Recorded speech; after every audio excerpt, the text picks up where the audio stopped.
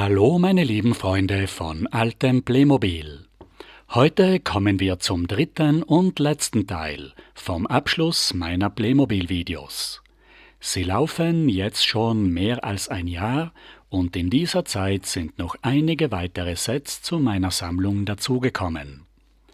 Diese Neuzugänge möchte ich euch heute zeigen. Wir packen gemeinsam das Megapaket aus, das ich von Andi bekommen habe.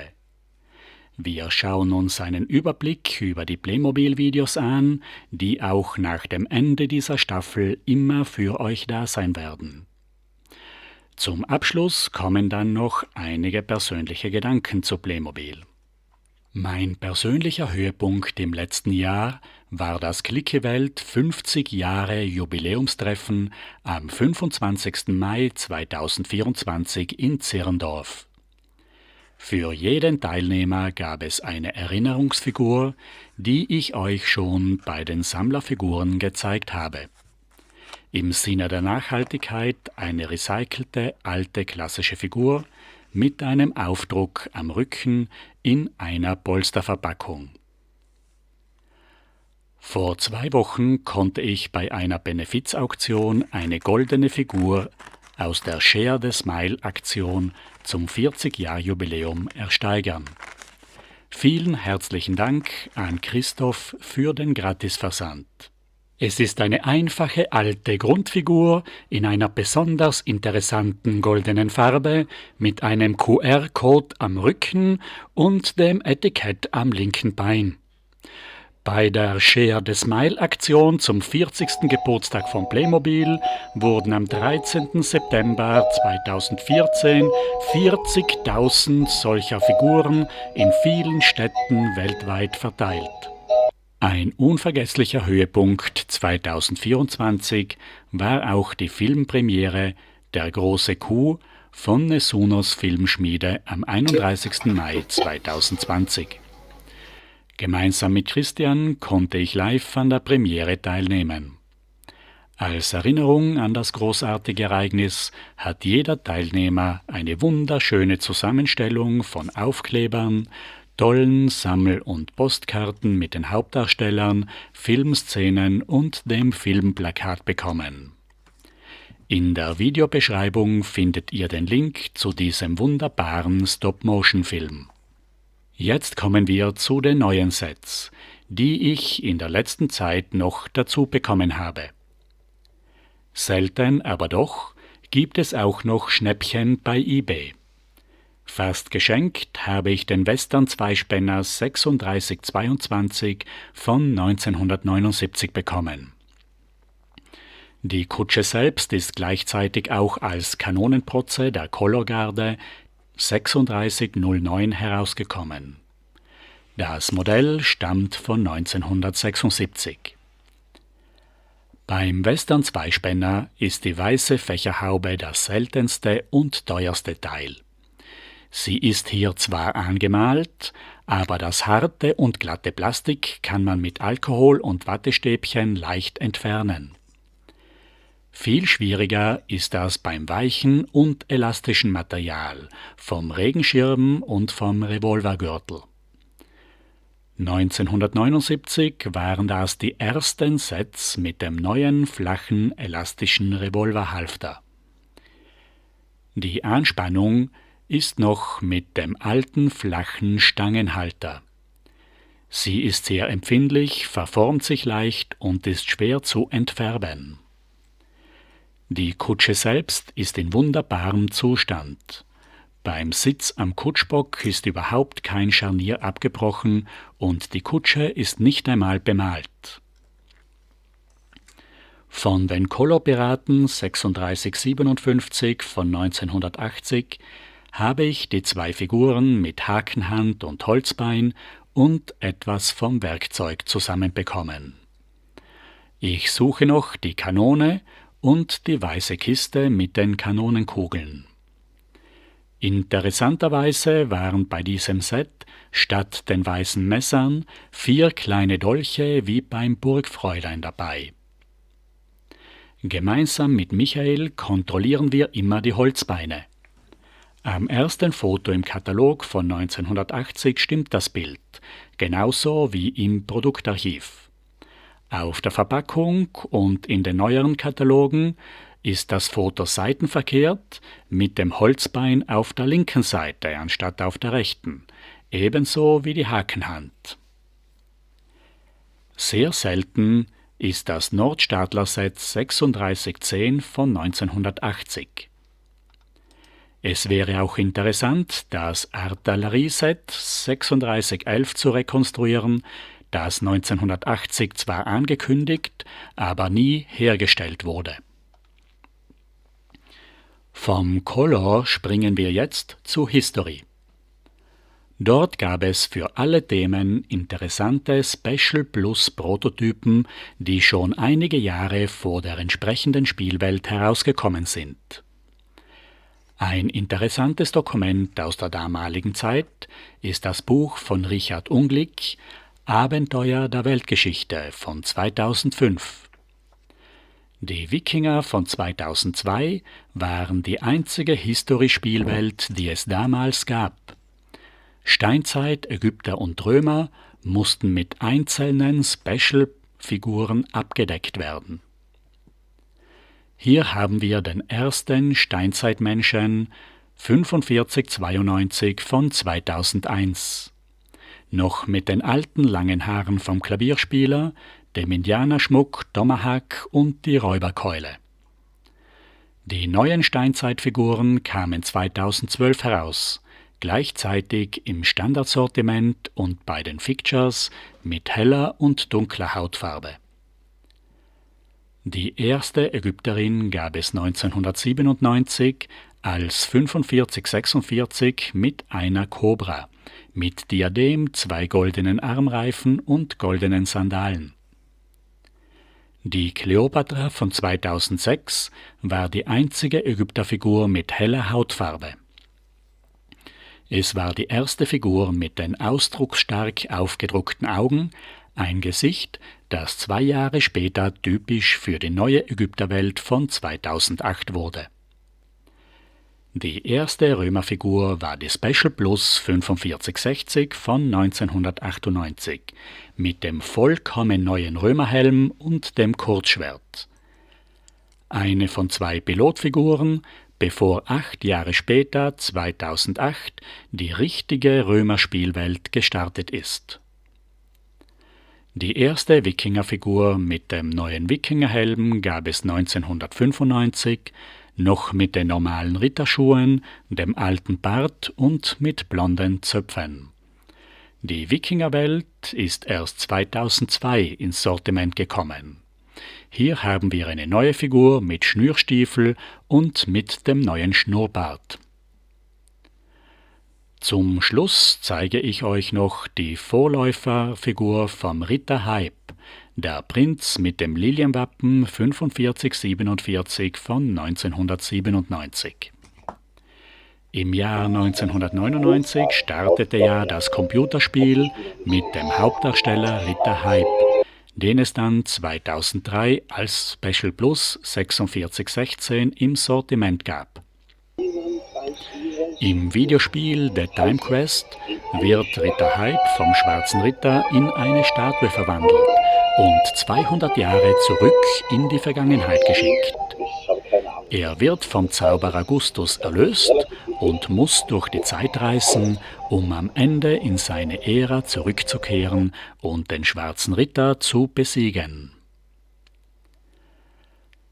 Im Buch Abenteuer Weltgeschichte gibt es auf einer Doppelseite eine wundervolle Inszenierung der Zauberflöte, die Prinzessin im Kristallgefängnis, der Magier als Sarastro, der Waldgeist als Papageno und die Feenkönigin aus dem Waldteich als Papagena. Der Felsentempel 3841 ist im September 1995 herausgekommen. Er gehört zur Spielwelt Magic, man könnte auch sagen, der Zauberwald oder die Feenwelt. Auf Englisch und Französisch heißt der Felsentempel Drachentempel und auf Spanisch Sonnentempel. Dieses wunderbare Set in großartigem Zustand mit Verpackung hat mir letztes Jahr Andi besorgt. Vielen Dank nochmals dafür. Wir sehen hier einen zentralen Stiegenaufgang zum goldenen Tempelportal, verziert von 3 verschiedenen Drachenskulpturen. Der Sitz vom goldenen Königsthron hat einen halbzylinderförmigen, transparenten Hintergrund mit einem durchscheinenden Sonnensymbol und ist auf einer kreisrunden Drehfläche befestigt. So kann die böse schwarze Königin spektakulär erscheinen und, wenn es sein muss, durch den Hinterausgang auch wieder flüchten. Links und rechts sehen wir 2 neongelbe Kristallschreine für die magische Maske, die man auf den neonroten Kelch stellt. Auf der linken Seite ist ein Ständer für das Diadem. In der Mitte sehen wir das hellseherische Auge. Die schwarze Königin hat 3 Kopfbedeckungen. Sie kann ihren Schleier von der Maya-Krone abnehmen. Die Krone kann sie mit der goldenen Dämonenmaske austauschen, mit Hörnern und mit einer Zunge, die aus dem Mund hängt. Und die Königin kann auch die kleine Diademkrone aufsetzen. Hier sehen wir die drehbare Zauberkugel in der Feuerflamme auf dem Feuerteller mit dem Juwel. Als weitere Figur ist eine Prinzessin dabei mit goldener Kerze und Schlüsselbund für eine verschließbare Schatztruhe mit einem Satz Goldmünzen und einer goldenen Kette. Unter dem Felsen ist ein geheimes Versteck für die Truhe untergebracht. Als Haustier hält die Königin einen schwarzen Panther, den man mit seiner Metallkette mit Handgriff an 4 verschiedenen Haken am Felsen festbinden kann. Am Dach des Felsentempels ist in einem großen neongelben Kristall das magische Schwert eingeschlossen. Der auserwählte Prinz kann das Schwert herausnehmen, es lauert aber als Falle eine Schlangengrube, die man mit den 2 Drachenflügeln öffnen kann.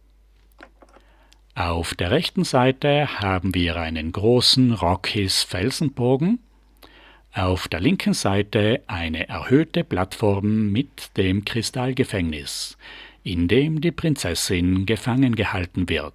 Der mutige Prinz muss eine gefährliche Hängebrücke mit einem tückischen Durchbruch überqueren, bis er zum Gefängnis der Prinzessin gelangt. In diesem Set kommt die Hängebrücke das erste Mal vor, noch vor den Indianern 1996 und vor dem Dschungelabenteuer 1998. Hier sehen wir nochmals die Figuren. Der Prinz mit seinem Umhang mit blauer Borte, die Prinzessin mit Kragen und Manschetten, die 2 grünen Drachenritter und der goldene Drachenritter, der unter dem Namen Senekal im Videospiel Hype the Time Quest vorkommt. Zum Drachentempel gehört natürlich auch ein Drache. Diesen gab es in einem getrennten Set 3840. Der Drache ist voll beweglich, er kann Hals, Kopf, Mund, Zunge, Arme, Beine und Schwanz bewegen. Bekämpft wird der Drache von einem blonden Prinzen auf einem goldbezäumten Pferd mit Kopfpanzer. 1997 gab es die Feenquelle. Die habe ich schon gezeigt, aber mir fehlte ja der Einhornritter. Diesen habe ich inzwischen auch dazu bekommen. Ein schöner Ritter mit goldenem Helm, goldenem Körper und goldenen Stiefeln. Von der Zauberwelt geht es jetzt zum Zirkus. Dort bin ich auch schon ein paar Schritte weitergekommen. Ich habe den 2. Zirkuselefanten 3711 von 1988 bekommen. Mit dem schwarzen Dompteur mit Turban und der Akrobatin mit Krone und der Halskette der Aristokraten von 1978. Es ist der normale graue Elefant von 1980. Der Elefant kann den Rüssel, Mund, Beine, Füße und Schwanz bewegen. Es gibt eine neue Satteldecke mit einem Ständer und einem Handgriff. Es fehlt hier noch das Kopftuch, das habe ich erst jetzt bemerkt. Es ist nur ein einzelner, hellblauer Hocker dabei, ein Podest von der Bauart des Seehundhockers von 1979. Jetzt lassen wir dem Elefant ein Kunststück vorführen. Das wunderbarste neue Set aus der Zirkusreihe ist der großartige Zauberer 3725 aus dem Circus Romani von 1991. Ich habe dieses Set von Dirk bekommen, vielen Dank nochmal dafür. Wir sehen den Zauberer mit seinem schwarzen Anzug, dem großen mächtigen Schnurrbart, einem glänzenden roten Umhang und Zylinder und seine Assistentin, auch noch eine alte Frauenfigur mit dem alten Sommerkleidchen, auch mit einem glitzerblauen Kunststoff gegossen. Der Verschwindekasten ist ja ein altbekannter Zaubertrick. Wir legen die Assistentin hinein, schließen den Kasten, es gibt noch ein schön bedrucktes schwarzes Zaubertuch. Wenn wir den Kasten öffnen, ist die Assistentin verschwunden. Der schönste Trick dieses Zauberkünstlers ist die schwebende Jungfrau. Die Assistentin liegt auf 2 Stühlen, wir ziehen einen vorsichtig weg und die Jungfrau schwebt.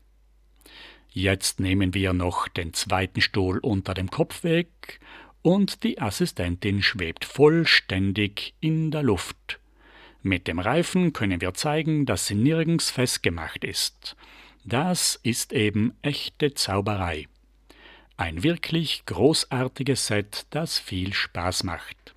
Von den neueren Sets habe ich im Abverkauf im Jänner das Promo-Set mit dem Expeditionstruck aus der Wildlife-Serie von 2020 gekauft. Die Zugmaschine ist dieselbe wie vom Muldenkipper von 1986. Es ist ein großes Abenteuer, die Entwicklung dieser legendären Formen mitzuverfolgen. Am Black Friday habe ich den Klingonenraubvogel zu einem besonders guten Preis bekommen. Die Verpackung ist genauso hoch und tief wie von der Enterprise, nur etwas schmäler. Sie hat auch nicht diesen Klappdeckel, sondern nur einen Haltegriff an der Oberseite.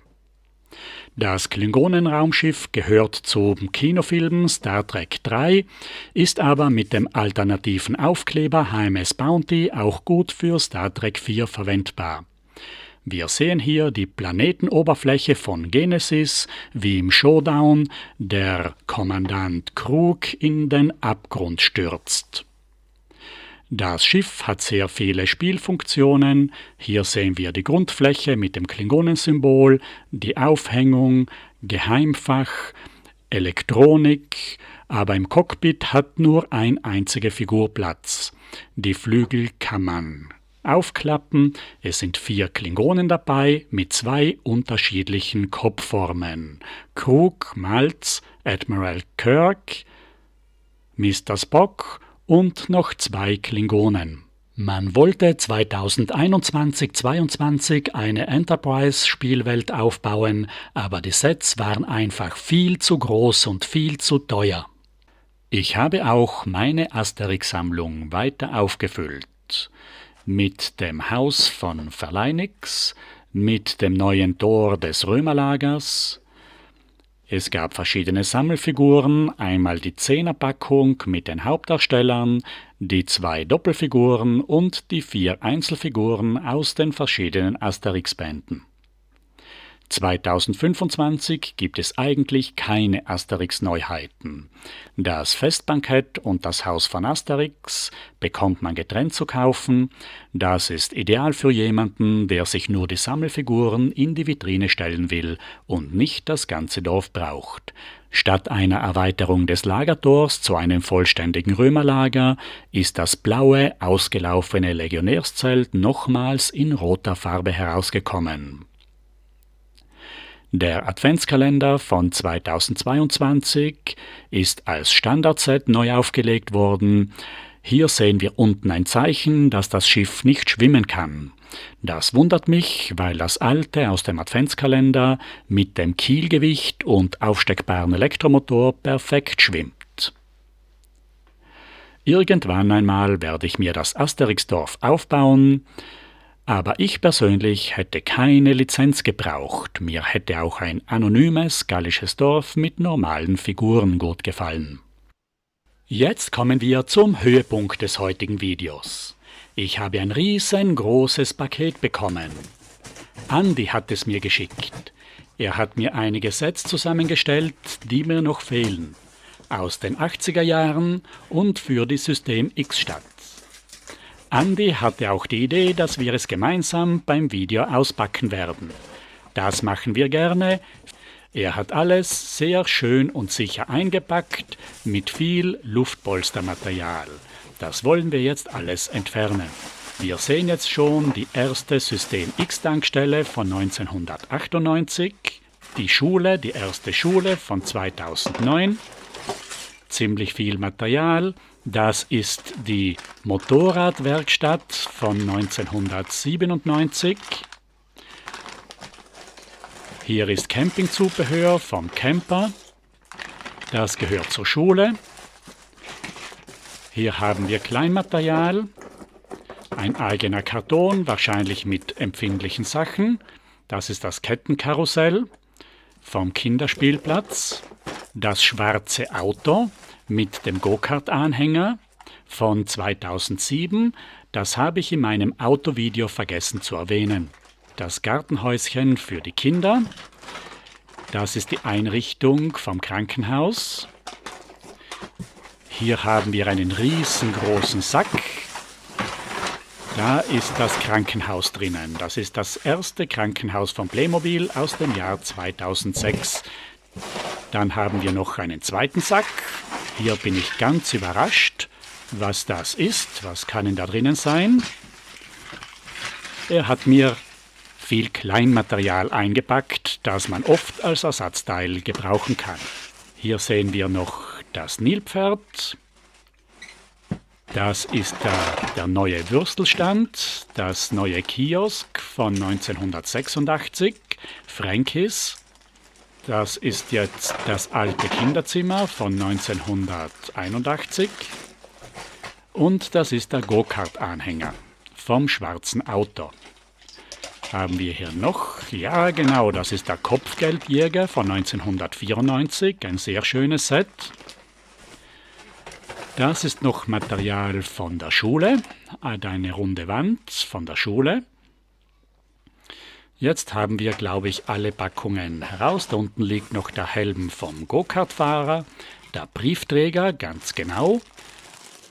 Und jetzt schütten wir noch die Kleinteile aus, die im Karton sind. Ich werde später noch alles ganz genau durchsuchen, damit sich ja nicht irgendwelche Kleinteile zwischen der Verpackung versteckt haben. Wir beginnen jetzt mit dem Kiosk von 1986. Es ist Frankis Kiosk 3146. Es ist eine Neuauflage vom alten blauen Kiosk 3418 von 1984. Wir haben hier das Gebäude.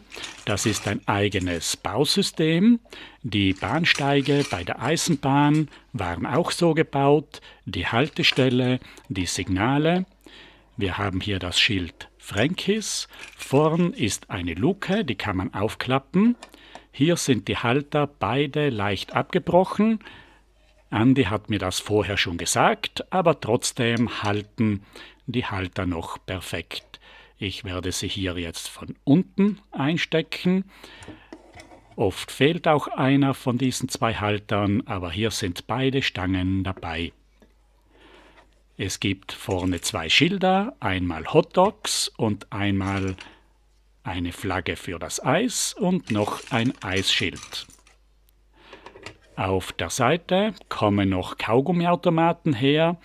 Die habe ich in der Schachtel schon gesehen. Hier fehlt noch der Kaugummiautomat, den werde ich noch später heraussuchen. Es sind verschiedene Regale. 2 Kisten, das ist kein Bier, sondern ein Sprudel, eine Limonade. Wichtig ist, die Flaschen sind ja nicht besonders selten, aber hier hat jede Flasche noch ihr Etikett. Hier sehen wir die 2 Kisten mit den 12 Flaschen.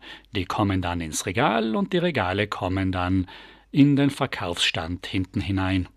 Jetzt bauen wir die 2 Tische auf. Es sind 2 Campingtische, wie sie auch beim Campingzubehör oder beim Wohnwagen dabei gewesen sind. Es ist das Krankenhausgeschirr dabei, 2 Sets Krankenhausgeschirr. Jedes Set besteht aus 2 Fleischtellern, 2 Suppentellern, 2 Untertassen, 2 Tassen, einem Krug und einer Blumenvase. Diese Sets sind hier zweimal dabei. Das blaue Geschirr hat es sonst nur beim neuen Bonnehof gegeben. Wichtig bei diesen Sets sind auch immer die Blumenvasen. Die schauen so aus und es kommt da der Blumenstrauß hinein. Jetzt stellen wir noch die Campingstühle auf. Es sind gelbe Campingstühle. Die Kundschaft, eine Familie, Mann, Frau und Kind. Die setzen sich gemütlich her zum Mittagessen. Dann gibt es noch den Stammkunden mit der roten Weste, mit der Kapitänsmütze. Den stellen wir direkt an den Tresen. Und zum Schluss fehlt noch Frankie. Es ist im Grunde der Mittelalterbäcker, aber mit einem schön bedruckten Schurz, mit der alten Kochhaube und mit dem Grillbesteck. Dazu gehört auch der Campinggrill. Dieses Kleinmaterial gehört nicht dazu, das gehört in den Supermarkt oder sonst wohin. Den Schirm werde ich mir beim Campingzubehör ausborgen. Hier haben wir einen Schirmständer. Allerdings der grüne Schirm passt nicht hier zum Kiosk. Ich borge mir einen Schirm vom Eisstand aus. Der ist rot-weiß, der passt hier gut dazu. Das Campingzubehör ist allerweltsware, aber hier haben wir mindestens das Grillgesteck. Das können wir noch zum Kiosk dazugeben. Hier ist ein empfindliches weißes Kolorzebra. Da muss man immer aufpassen, dass der Schwanz nicht abbricht. Im Karton ist das Kettenkarussell. Hier habe ich noch das Nilpferd. Das ist das neue Modell mit dem kleinen Nilpferd dabei. Das Kettenkarussell bauen wir zusammen. Es stammt aus dem Jahr 1986, genau wie das neue Kiosk.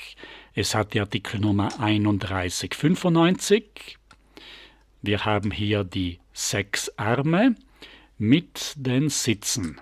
Man kann hier die Kinder hineinsetzen, mit den Bügeln gegen das Herausfallen sichern.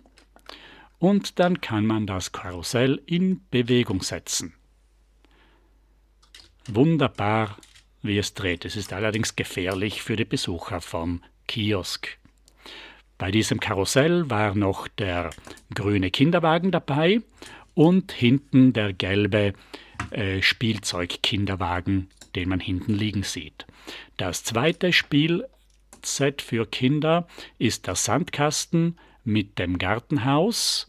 Er stammt von 1985. Hier haben wir noch das Kinderzimmer von 81. Das grüne Kinderzimmer von 81 wäre auch 86 nochmal in Rot herausgekommen.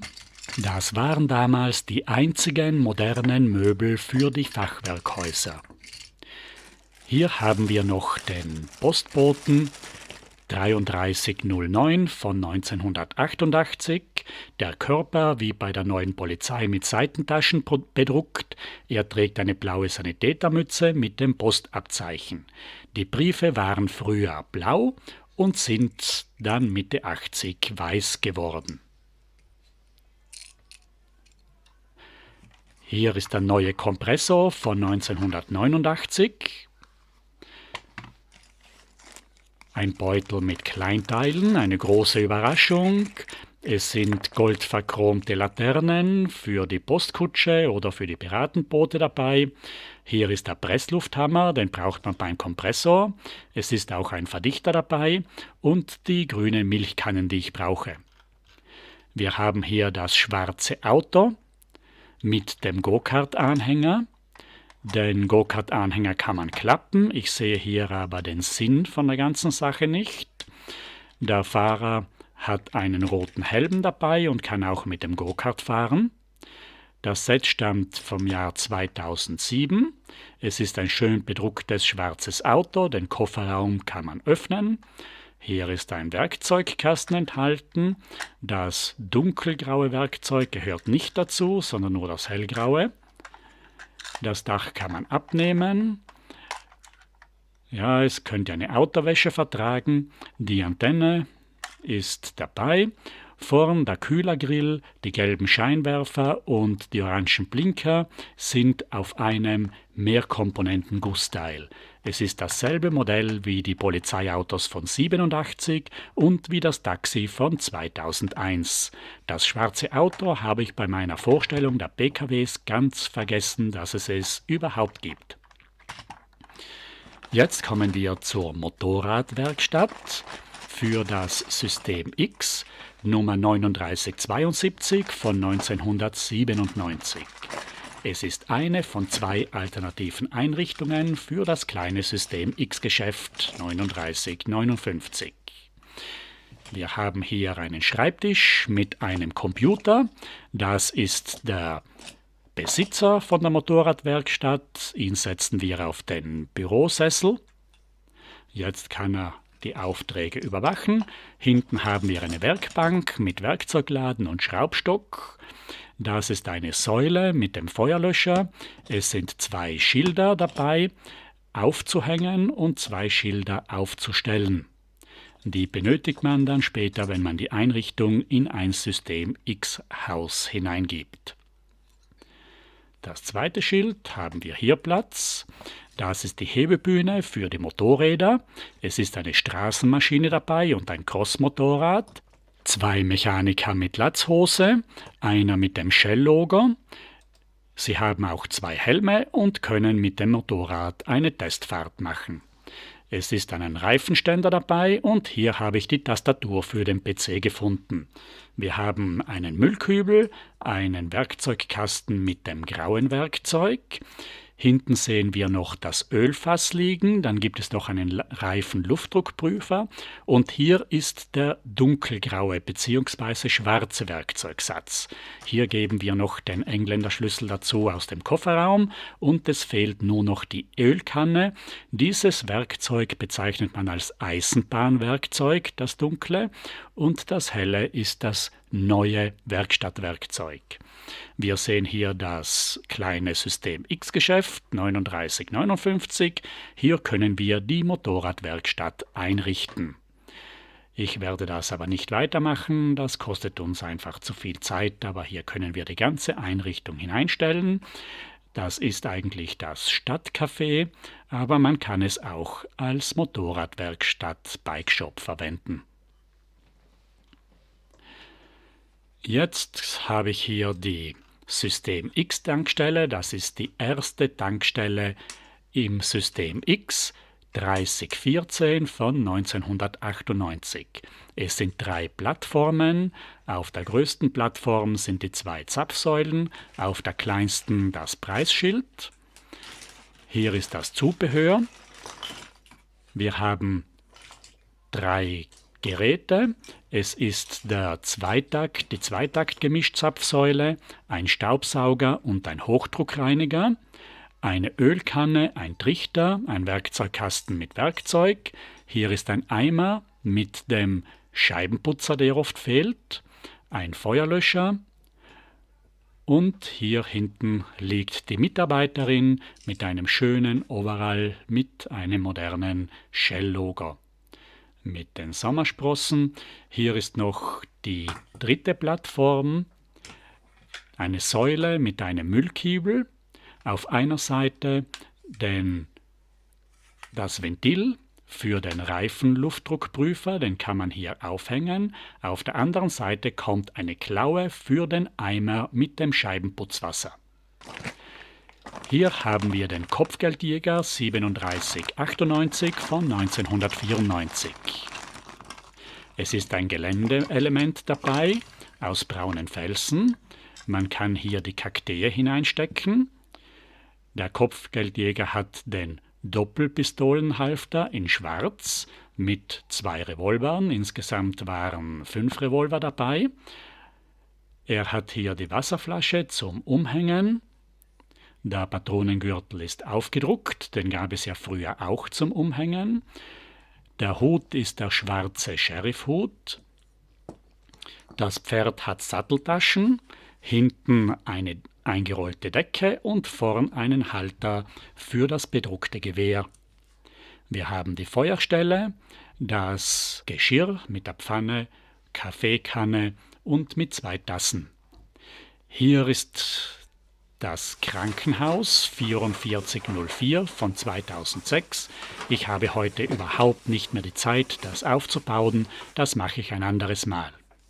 Hier ist die Packung mit den Überraschungen. Einige Reserveelemente, die man häufig braucht, sei es im Stecksystem als auch im System X. Hier sehe ich einmal ein Regal, ein Wandregal. Hier sind ein paar Streben für den Unterbau der Safari-Station. Das ist das Augenbrauenfenster, das es nur beim Bauernhof und beim Piratengefängnis gegeben hat. Eckverbinder, Giebel für Westernhäuser oder für die Güterabfertigung. Ich sehe hier einen Deckenverbinder für Fachwerkhäuser, viel Material, das man braucht. Hier ist die Schule 4324 von 2009. Jetzt bauen wir die Schule schnell zusammen. Wir beginnen mit einer 2x2 Grundplatte für die WCs. Vorne kommt ein Fahrradständer hin. Die WCs haben 2 braune Türen, eine für Jungen und eine für Mädchen. Oben haben wir noch kleine Fenster für die langen Wandelemente. Links und rechts kommen 2 Wandelemente und in der Mitte haben wir eine Trennwand mit 2 Spiegeln, Waschbecken und WCs. Vorne sehen wir noch 2 Klauen für den Sichtschutz. Man kann die WCs von innen und von außen betreten. Uns fehlt hier jetzt noch eine Trennwand. Die Trennwand hat vorne eine Hausglocke als Schulgong mit 2 kleinen Batterien. Vorne kommt die große, gebogene, transparente Fensterfront hin für das Stiegenhaus.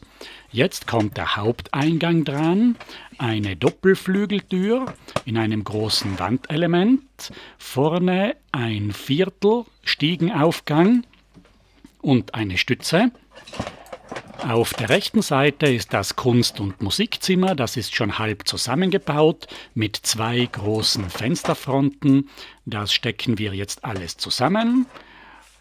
Die Schule ist insgesamt 78 cm breit und 39 cm tief. Jetzt setzen wir die Decken auf aus 2 großen 2x3 Elementen. Vorne am Balkon 2 kleine Elemente. Und zwischendrin noch ein gebogenes Zwischenelement. Jetzt fehlt uns noch die Stiege. Es sind 3 Treppen bis zum Podest und dann die lange Stiege bis in den 1. Stock. Diese klemmen wir jetzt hier zwischen den Deckenelementen hinein und das Erdgeschoss ist fertig. Jetzt machen wir uns an den 1. Stock mit den Klassenzimmern.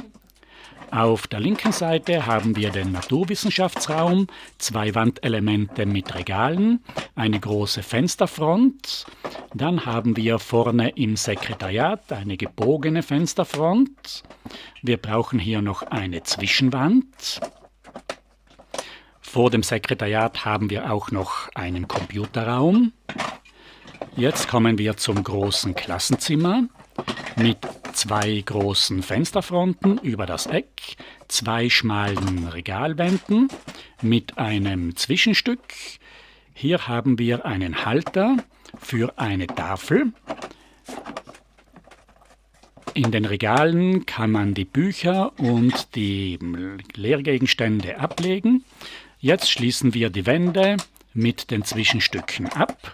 Wir haben ein gebogenes Zwischenstück, 3 Eckstücke und der Rest sind alles gerade Stücke. Auf die Zwischenstücke setzen wir dann die Dachelemente auf. Wir haben ein großes Firstelement, charakteristisch für die Schule. Innen kann man die Uhr aufhängen. Das kommt genau über den Eingangsbereich. Dann haben wir noch ein Kehlelement, kleine Dachelemente, zwei Walmelemente auf den Ecken und der Rest sind die dunkelroten Dächer. Jetzt haben wir das Gebäude fertig, wir drehen uns um und können jetzt die Schulräume einrichten. Man kann natürlich nicht alle Kleinteile zusammenbekommen. Im Klassenzimmer haben wir eine Tafel, ein Lehrerpult, zwei Schulbänke mit diesen Stützen und immer noch die alten kleinen Stühle wie von 1983, nur in brauner Farbe. Im Naturwissenschaftsraum haben wir ein Skelett und einen Globus und Tische. Hier ist eine Anzeigetafel. Im Musikzimmer können wir auch noch einen Tisch hineinstellen, einige Stühle und die Einrichtung ist fertig. Zwar hat es schon 1983 ein altes Klassenzimmer gegeben, aber diese Schule 4324 von 2009 ist die erste Schule, die es von Playmobil gegeben hat. Hier mit dem Eingang, den Eingang in die WCs für Mädchen und Jungen. Hinten sehen wir den Treppenaufgang, den Schulgang, oben das Klassenzimmer, unten das Musikzimmer, oben Sekretariat, Computerraum und Naturwissenschaftsraum. Eine wunderschöne Schule. Für das Krankenhaus habe ich heute keine Zeit mehr. Ich bin sonst schon mit dem Video in Verspätung und komme jetzt zum Abschluss mit einigen persönlichen Gedanken. Ich will euch nicht zu sehr enttäuschen, meine lieben Zuseher und Abonnenten. Ich habe diese Videos nämlich nicht nur für euch allein gemacht, sondern auch ein bisschen für mich selbst.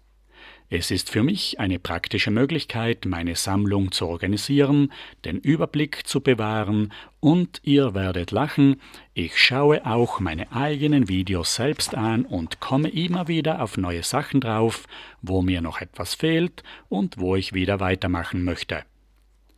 Ihr könnt weiterhin gerne die alten Videos anschauen.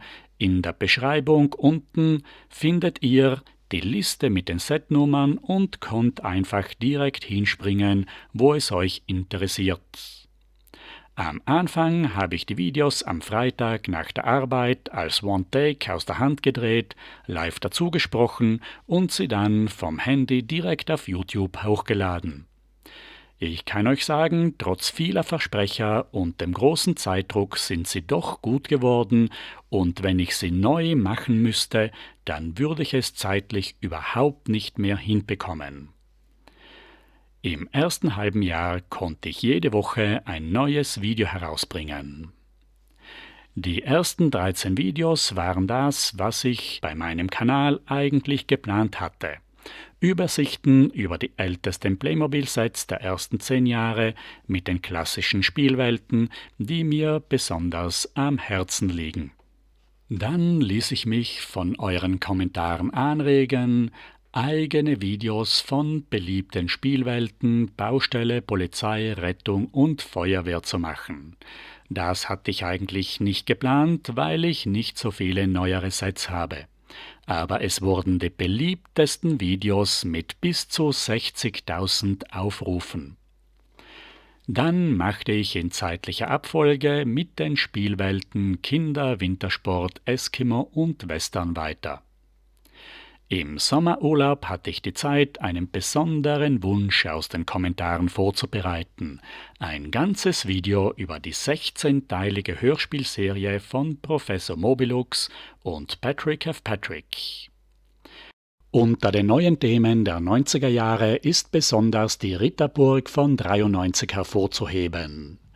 Eine ausgewogene klassische Spielwelt, die noch unter der Federführung von Hans Beck entwickelt wurde.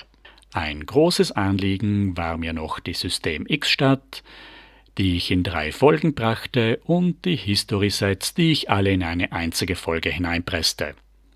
Die Ghostbusters gefallen besonders meinem Sohn und mit dem Weihnachtsvideo wollte ich am 20. September eigentlich mit den letzten Resten aufräumen und abschließen.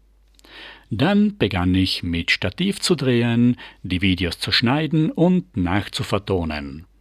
Damit konnte ich meine Vorstellungen besser umsetzen und die Videos wurden endlich so, wie ich sie haben wollte. Ich brauchte aber sehr viel mehr Zeit und es ging sich nur mehr höchstens alle 2 Wochen ein Video aus. Im November wurde ich vom 2000. Abonnenten überrascht und habe mich dafür mit einem Adventskalender mit 24 Kurzvideos zu 3 Minuten bedankt. Es folgten noch 5 Videos zu Themen, die in den Kommentaren gewünscht wurden. Ich werde diese Videos in eine Playlist Playmobil verschieben und sie werden immer für euch da sein. Ihr braucht nur irgendeinen Kommentar irgendwo hinschreiben und ich werde euch antworten. Zum Schluss kann ich mir ja noch etwas wünschen und träumen. Ich wünsche mir für die Sammlergemeinschaft ein Bricklink für Playmobil.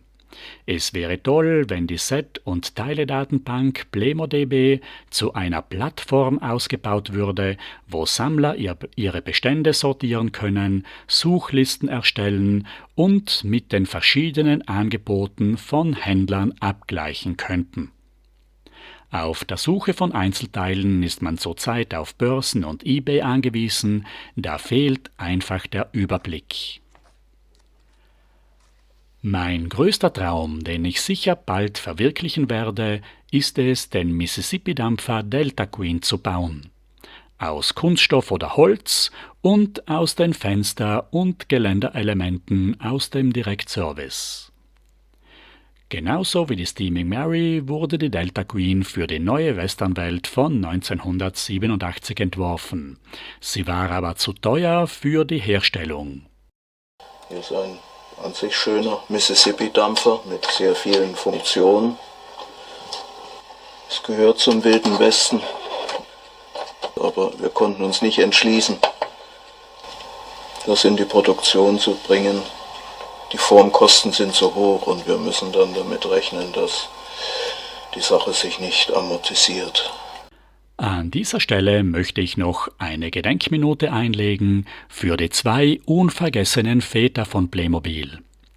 Dem Erfinder Hans Beck, der bis 1998 die gut durchdachten, ruhigen und ausgewogenen Spielwelten erschaffen hat, die bis heute in dieser Qualität und in diesem Umfang einmalig geblieben sind. Es war in den 70er und 80er Jahren einfach wunderbar, diesen großartigen Aufschwung von Playmobil mitzuerleben. Ich sehe es gern, wenn Kinder mit dem Produkt Playmobil völlig frei spielen, dass sie damit agieren, dass sie eigene Ideen verwirklichen, dass sie in direkten Kontakt mit dem Mitspieler Szenen, Dinge, Gespräche entwickeln und Probleme aufarbeiten, vielleicht auch Frust abladen. Die Figuren sind sehr geduldig, die machen vieles mit. Dann möchte ich noch den Unternehmer Horst Brandstätter ehren, der bis zu seinem Tod 2015 ein vielseitiges, kreatives und kindgerechtes Spielsystem aufrechterhalten hat. Ja, sag ich. Ja, eine Figur, ganz schön, aber hat mich auch nicht überzeugt. Ja, hat er gesagt, aber die Figur, die ist ja nicht wichtig. Schauen Sie, die kann ja das in die Hand nehmen, den Hammer und das Werkzeug. Ja, und eine Schubkarre kann es auch in die Hand nehmen. Na, dann hat mir das schon besser gefallen. Herr Brandstätter, darf ich da weiter dran arbeiten? Das muss die ganze Welt einmal werden. Besonders loben möchte ich auch die Entwicklungsabteilung von Playmobil, die in den letzten Jahren ein wahres Feuerwerk an wundervollen Spielthemen herausgebracht hat. Zahlreiche Neuauflagen von klassischen alten Sammlerstücken, viele neue Lizenzthemen für jeden Geschmack und die passenden Film- und Sammlerautos für die groß gewordenen Kinder der 80er Jahre. Das war ein letztes großes Aufgebot, ein Schlaraffenland, holt euch noch, was euch gefällt, wir werden uns in Zukunft mit weniger zufrieden geben müssen. Der Katalog ist jetzt zwar noch gut gefüllt, aber es gibt keine einzige neue Auflage bei Playmobil Plus, keine neuen Lizenzen und auch keinen 10 Jahre Jubiläums-Porsche. Mit dem Polizeiauto und dem Rallyeauto reichen wohl 2 Porsche in einem Katalog vollkommen aus. Die alten, gut eingespielten Lizenz-Sammlerauto gibt es noch auf 2 Doppelseiten. Das reicht vollkommen aus. Heuer werden die Lizenz-Sammlerautos anstatt für 40 plus Erwachsene als neue Icon Cars für 4 plus Kleinkinder als neue Zielgruppe hergestellt. Ich bin gespannt, wie das funktionieren wird. Auf der Spielwarenmesse in Nürnberg wurde am 27. Februar 2025 auch die neue Flyline für Playmobil-Figuren mit dem Namen Skytrails vorgestellt. Sie wurde oft falsch als Kugelbahn bezeichnet, aber eine Kugelbahn hatten wir ja schon 2019 bei den Meerjungfrauen. Es haben sich schon viele über diese Weltneuheit den Kopf zerbrochen, aber Skytrails ist ganz einfach eine Flyline für Playmobil-Figuren in der langen Tradition der zahlreichen Sports and Actions Spielsets. Diese Spielsets, bei denen Playmobil-Figuren Extremsportarten ausüben, gibt es schon seit 2010. Auch wenn es zuerst anders ausschaut, steht doch die Playmobil-Figur wieder im Mittelpunkt des Spieles und das ist gut so. Das Neue bei Skytrails ist die Größe und die Ausbaufähigkeit mit 7 zusätzlichen Zubehörsets. Es ist wieder ziemlich groß geworden und etwas kompliziert. Mal sehen, ob diese Rechnung aufgehen wird. Im Übrigen besinnt sich Playmobil wieder auf seine Stärken: Feuerwehr, Polizei, Bauarbeiter, Rettung, Ritter, Piraten, Haustiere und Hunde sind ein großes Thema. Wiltopia beendet seine Weltreise und lässt sich in einer kunterbunten Tiervilla nieder, das alte Spirit House von 2018 mit einem brandneuen Heißluftballon. Dazu viele Klein- und Promosets, wo man wie früher alle Spielwelten wieder gut untereinander kombinieren kann. Das ist doch eine neue Hoffnung und eine klare Linie in einem schlankeren Sortiment, das wieder mehr auf die Bedürfnisse der Kinder ausgerichtet ist. Playmobil ist jetzt 51 geworden. Ich wünsche dem Unternehmen alles Gute und einen guten Neustart und bedanke mich bei euch allen, dass ihr mir im letzten Jahr, seit ich diesen Kanal gestartet habe, so treu geblieben seid. Ich bedanke mich nochmal herzlich bei jedem einzelnen Zuseher, Abonnenten und Kommentarschreiber und wünsche euch allen ein schönes Wochenende. Als nächstes schiebe ich noch ein Video über die H0-Modelleisenbahn ein. Als Überleitung auf die 2. Staffel mit einem noch älteren, noch beliebteren und noch vielseitigeren Spielsystem. Auf Wiedersehen!